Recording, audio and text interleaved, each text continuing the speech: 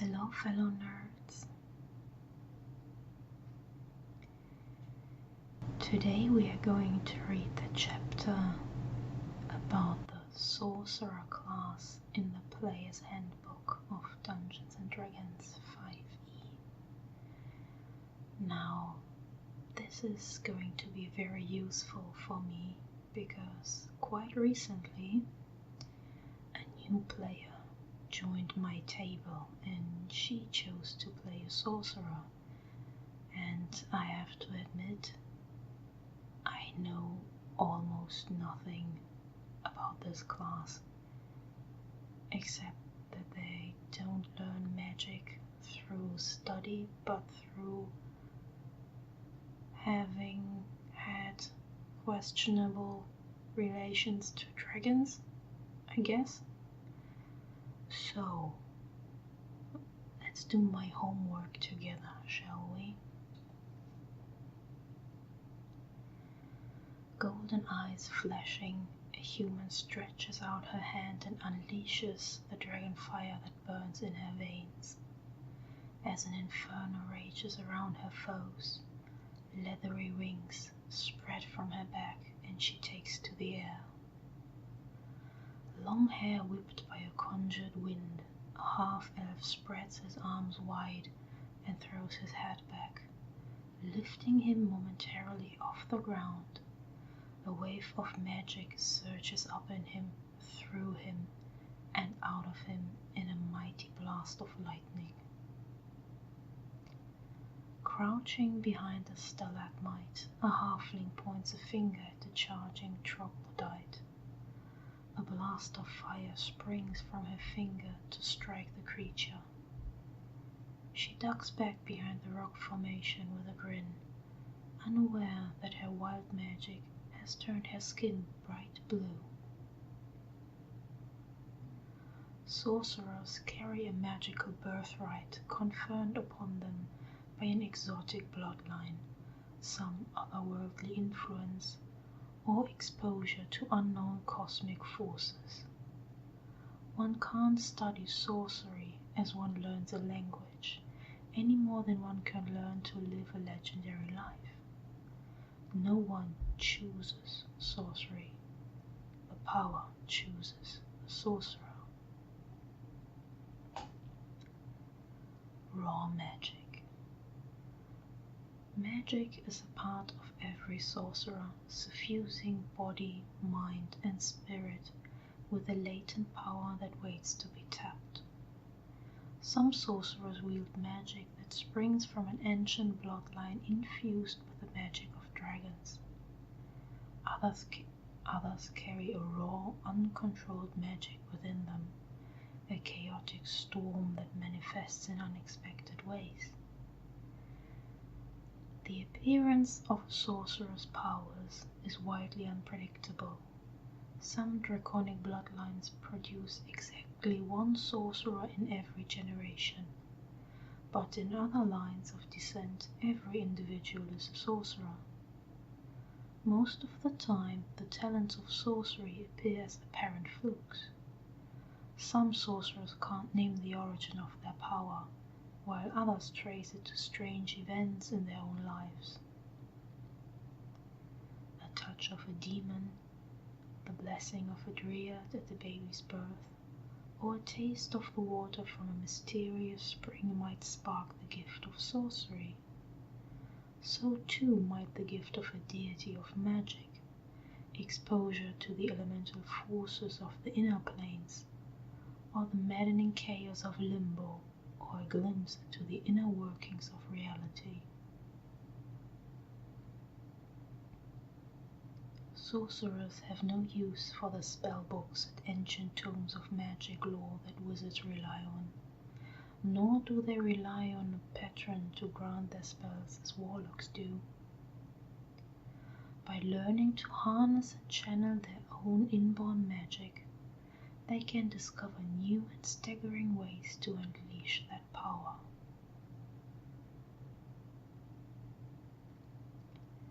Unexplained powers. Sorcerers are rare in the world, and it's It's unusual to find a sorcerer who is not involved in the adventuring life in some way.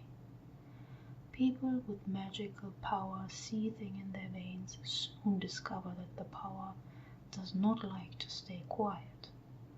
A sorcerer's magic wants to be wielded, and it has a tendency to spill out in unpredictable ways if it isn't called on. Sorcerers often have obscure or quixotic motivations driving them to adventure. Some seek a greater understanding of the magical force that infuses them, or the answer to the mystery of its origin. Others hope to find a way to get rid of it, or to unleash its full potential.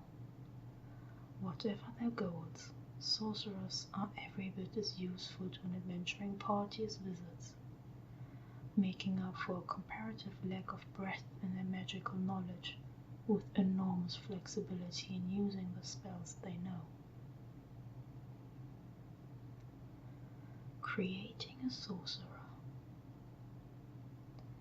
The most important question to consider when creating your sorcerer is the origin of your power. As a starting character, you'll choose an origin that ties to a draconic bloodline or the influence of wild magic, but the exact source of your power is up to you to decide. Is it a family curse, passed down to you from distant ancestors? Or did some extraordinary event leave you blessed with inherent magic, but perhaps scarred as well? How do you feel about the magical power coursing through you? Do you embrace it, try to master it, or revel in its unpredictable nature? Is it a blessing or a curse? Did you seek it out, or did it find you? Did you have the option to refuse it, and do you wish you had? What do you intend to do with it? Perhaps you feel like you've been given the power for some lofty purpose, or you might decide that the power gives you the right to do what you want, to take what you want from those who lack such power. Perhaps your power links you to a powerful individual in the world, the fey creature that blessed you at birth, the dragon who put a drop of its blood into your veins, the lich who created you as an experiment, or the deity who chose you to carry this power.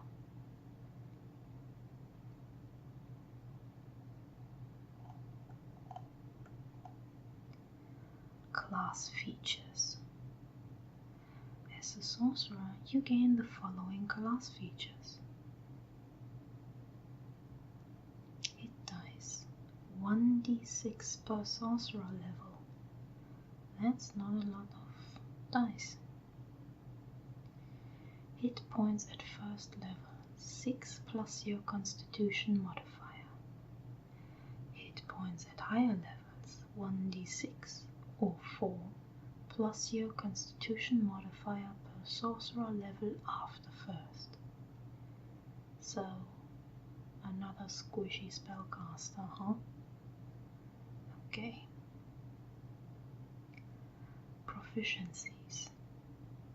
You are not proficient with any sort of armor. You are, however, proficient with daggers, darts, slings, quarterstaffs, and light crossbows. You have no tool proficiencies. You are proficient with Constitution and Charisma saving throws. Choose 2 skills from Arcana, Deception, Insight, Intimidation, Persuasion, and Religion. You start with the following equipment in addition to the equipment granted by your background: a light crossbow and 20 bolts, or any simple weapon, a component pouch, or an arcane focus, a dungeoneer's pack or an explorer's pack, and 2 daggers. spellcasting. An event in your past or in the life of a parent or ancestor left an indelible mark on you, infusing you with arcane magic. This font of magic, whatever its origin, fuels your spells. At first level, you know 4 cantrips of your choice from the Sorcerer spell list. You learn additional Sorcerer cantrips of your choice at higher levels, as shown in the cantrips column of the Sorcerer table. The Sorcerer table also shows how many spell slots you have to cast your Sorcerer spells of first level and higher. To cast one of these spells, you must expend a slot of the spell's level or higher. You regain all expended spell slots when you finish a long rest. For example, if you know the first level spell Burning Hands and have a first level and a second level spell slot available, you can cast Burning Hands using either slot.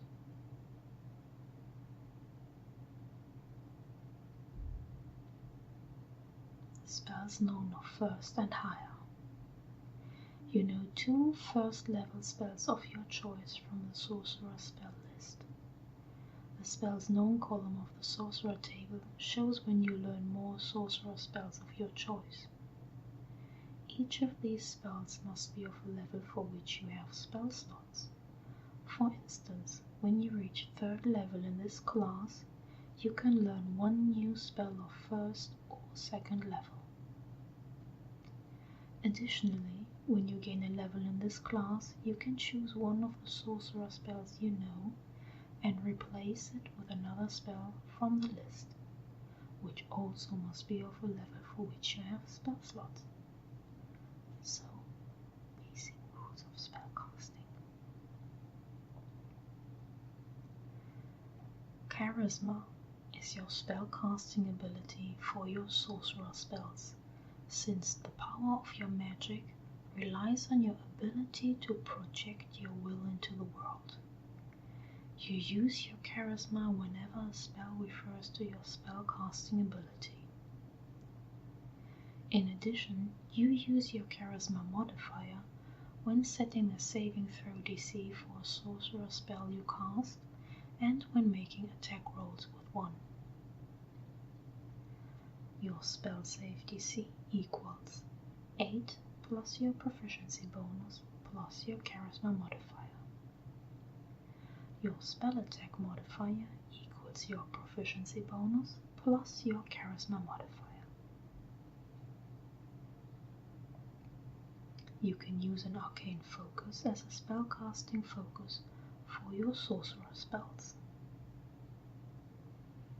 Sorcerer's origin.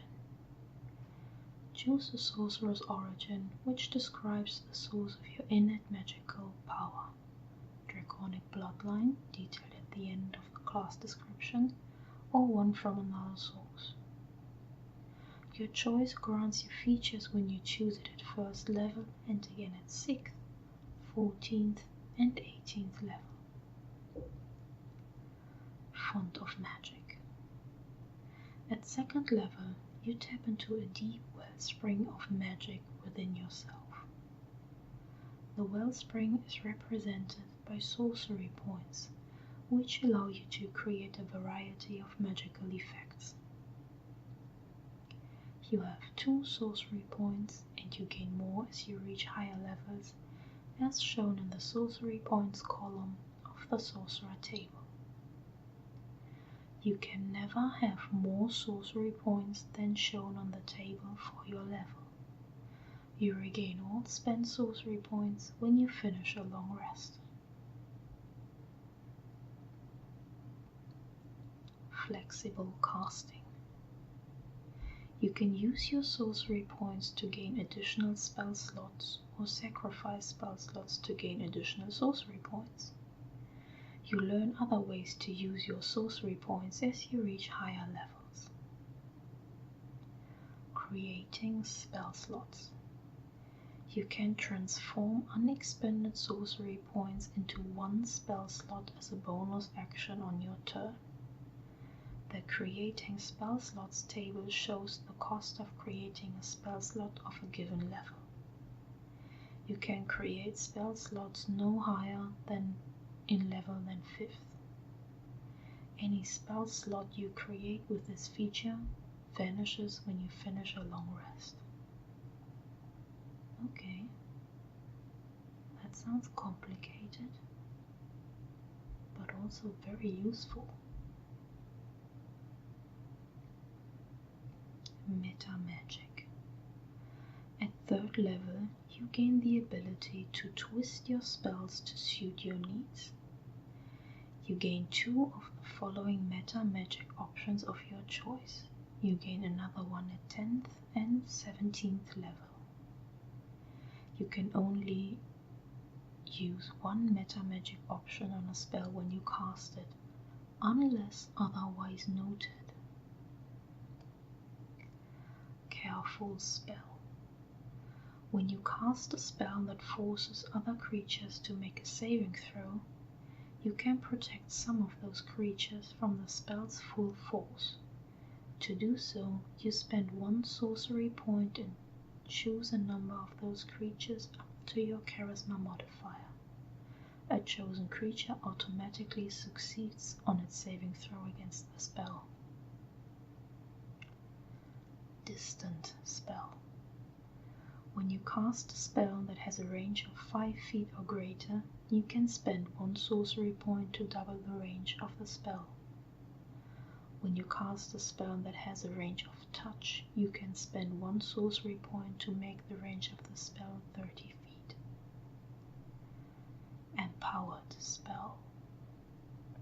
When you roll damage for a spell, you can spend 1 sorcery point to re-roll a number of the damage dice up to your charisma modifier.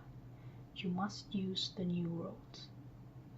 You can use Empowered Spell even if you have already used a different meta magic option during the casting of the spell.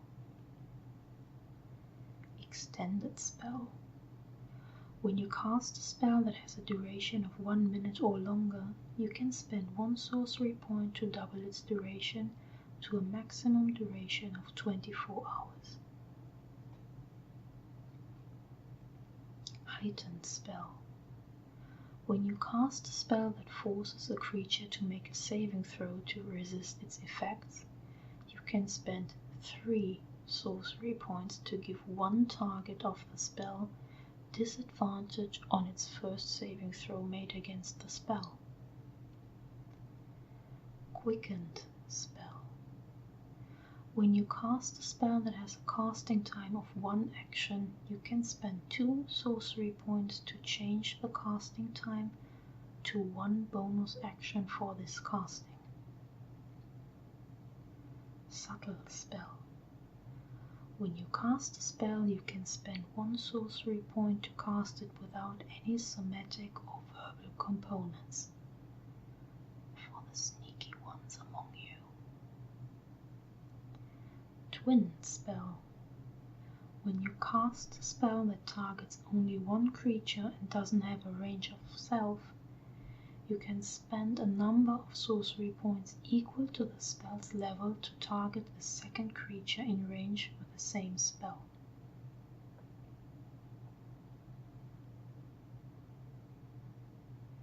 To be eligible, a spell must be incapable of targeting more than 1 creature at the spell's current levels. For example, Magic Missile and Scorching Ray aren't eligible, but Ray of Frost and Chromatic Orb are. Ability Score Improvement. When you reach 4th level and again at 8th, 12th, 16th and 19th level, you can increase 1 ability score of your choice by 2, or you can increase 2 ability scores of your choice by 1. As normal, you can't increase an ability score above 20 using this feature.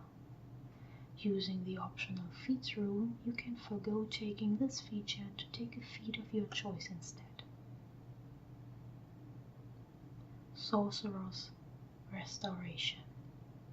At 20th level, you regain 4 expended sorcery points when you finish a short rest. Now let's get into the Sorcerer's origins. The Draconic Bloodline. Your innate magic comes from draconic magic that was mingled with your blood or that of your ancestors. Most often, sorcerers with this origin trace their descent back to a mighty sorcerer of ancient times who made a bargain with a dragon, or who might even have claimed a dragon parent. Some of these bloodlines are well established in the world, but most are obscure. Any given sorcerer could be the first of a new bloodline as a result of a pact or some other exceptional circumstance. Dragon Ancestor. At first level, you choose one type of dragon as your ancestor. The damage type associated with each dragon is used by features you gain later. Now that's interesting. A black dragon gives you acid damage. Blue dragon gives you lightning damage. Brass dragon gives you fire damage. Bronze dragon, again lightning damage. Copper dragon, acid damage. Gold dragon, fire damage. Green dragon, poison damage. Red dragon, fire damage. And silver and white dragon, cold damage. You can speak, read and write Draconic. Additionally, whenever you make a charisma check when interacting with dragons, your proficiency bonus is doubled if it applies to the check. Draconic Resilience. As magic flows through your body, it causes physical traits of your dragon ancestor to emerge. At first level, your hit point maximum increases by 1 and increases by 1 again whenever you gain a level in this class. Additionally, parts of your skin are covered by a thin sheen of dragon-like scales. When you aren't wearing armor, your AC equals 13 plus your dexterity modifier. Elemental Affinity. Starting at 6th level, when you cast a spell that deals damage of the type associated with your draconic ancestry, you can add your charisma modifier to 1 damage roll of that spell. At the same time, you can spend 1 sorcery point to gain resistance to the damage type for 1 hour.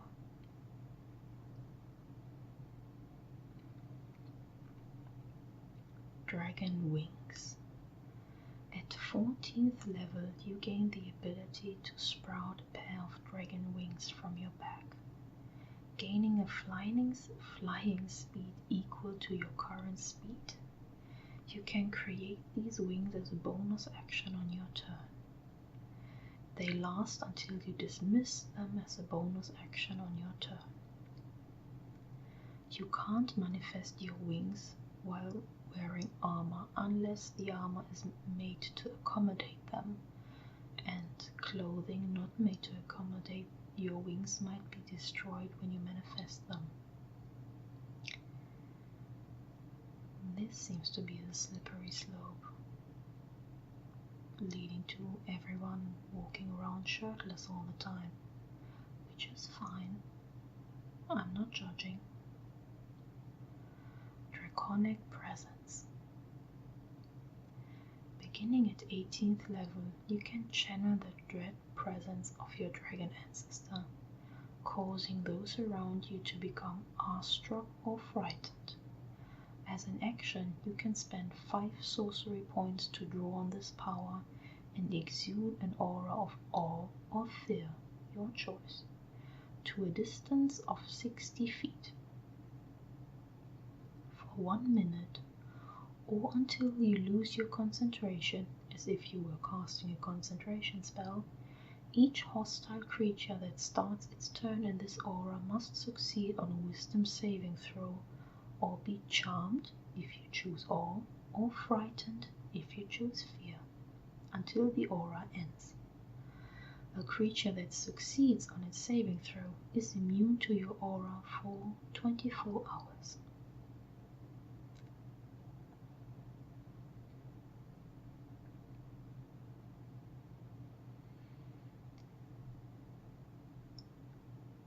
The other sorcerer's origin is wild magic, and my new player chose this for her gnome sorcerer.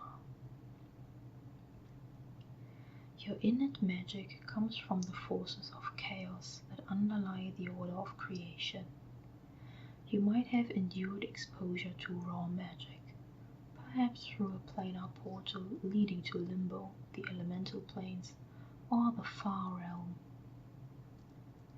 Perhaps you were blessed by a fey being, or marked by a demon. Or your magic could be a fluke of your birth, with no apparent cause. However it came to be, this magic churns within you, waiting for any outlet. Wild Magic Surge. Starting when you choose this origin at first level, your spellcasting can unleash surges of untamed magic. Once per turn, the DM can have you roll a d20 immediately after you cast a sorcerer spell of first level or higher. If you roll a 1, roll on the Wild Magic Surge table to create a magical effect. If that effect is a spell, it is too wild to be affected by your meta magic, and if it normally requires concentration, it doesn't require concentration in this case. The spell lasts for its full duration.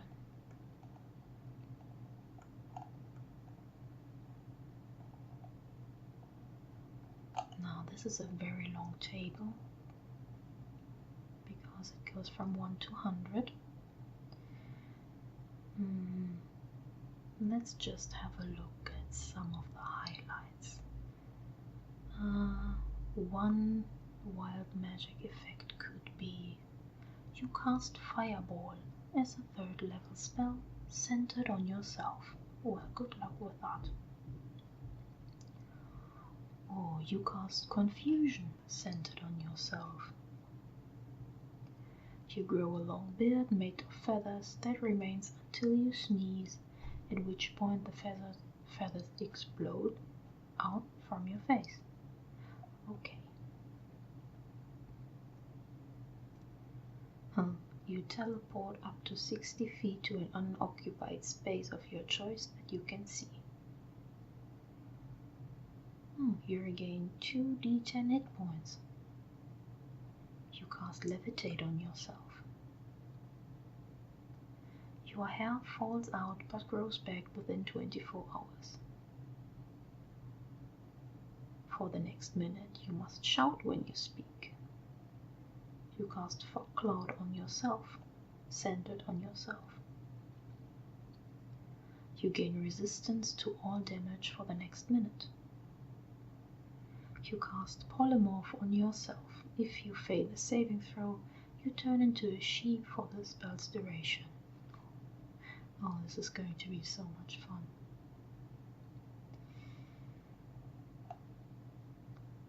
Okay, moving on. Tides of Chaos.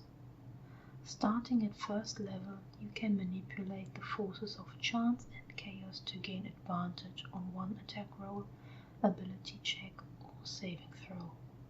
Once you do so, you must finish a long rest before you can use this feature again. Any time before you regain the use of this feature, the DM can have you roll on the Wild Magic Surge table immediately after you cast a sorcerer spell of first level or higher. You then regain the use of this feature. And luck. Starting at 6th level, you have the ability to twist fate using your wild magic. When another creature you can see makes an attack roll, an ability check, or a saving throw, you can use your reaction and spend 2 sorcery points to roll 1d4 and apply the number rolled as a bonus or penalty, your choice, to the creature's roll. You can do so after the creature rolls, but before any effects of the roll occur. Controlled Chaos. At 14th level, you gain a modicum of control over the searches of your wild magic. Whenever you roll on the wild magic search table, you can roll twice and use either number. Spell Bombardment. Beginning at 18th level, the harmful energy of your spells intensifies. When you roll damage for a spell and roll the highest number possible on any of the dice, choose one of those dice, roll it again, and add that roll to the damage. You can use this feature only once per turn. So much for the Sorcerer, my friends. That was really interesting. This might be an option for a backup character, to be honest. Especially the wild magic sounds really fun.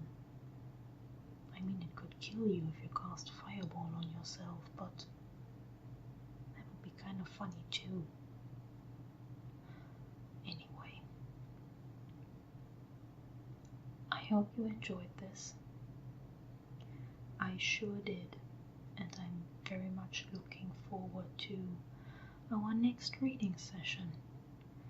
Until then, have a good night, or if you're just starting your day, I hope you have a wonderful day. See you again next time.